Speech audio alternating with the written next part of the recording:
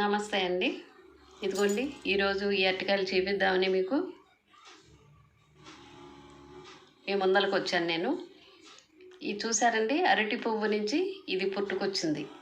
మనం ఎలా బాగు చేస్తామండి, దాంట్లో మనం ఇది తీసేస్తాం కదా.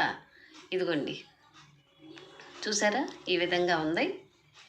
ఇగో ఇవి మనం తీసి అవతల పడేస్తాం. దీనివల్లే కదా కూర అంతా చెడిపోద్ది మనకి. అరటి పువ్వులు బాగు చేస్తాం కదండి, ఆ బాగు చేసినప్పుడు ఇదే మనం అవతల పడేసేది. అసలు ఎంత విచిత్రంగా ఉందో చూడండి. ఈ కాయలకి ఇలా ఉండటం కూడా చాలా విచిత్రంగా ఉంది. ఈయన మార్కెట్కి వెళ్ళినప్పుడు తీసుకొస్తే ఇదిగో అరటికాయలకి ఇగో అనేసి అంటే దానికి ఇవి ఉన్నాయి. ఓహో, ఇవి కూడా చక్కగా చూపించవచ్చు, అందరికీ తెలియపరచవచ్చు అని ముందరకు వచ్చాను నేను.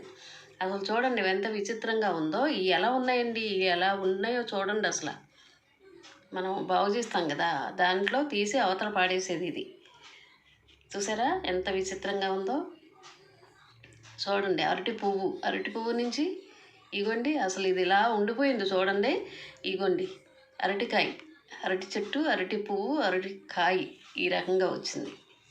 చూసారా కూర వండుకుని మనం ఈ అరటికాయలు కూడా ఆ పువ్వే కాదండి, అరటికాయ కూర అన్నీ ఇక అరటి పళ్ళు అవి చూసారా. దీనివల్ల ఎన్ని ఇది వచ్చినాయో చూడండి.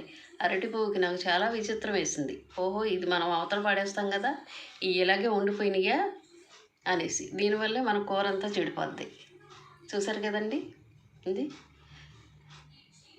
లైక్ చేయండి, షేర్ చేయండి, సబ్స్క్రైబ్ చేయండి, మర్చిపోకండి.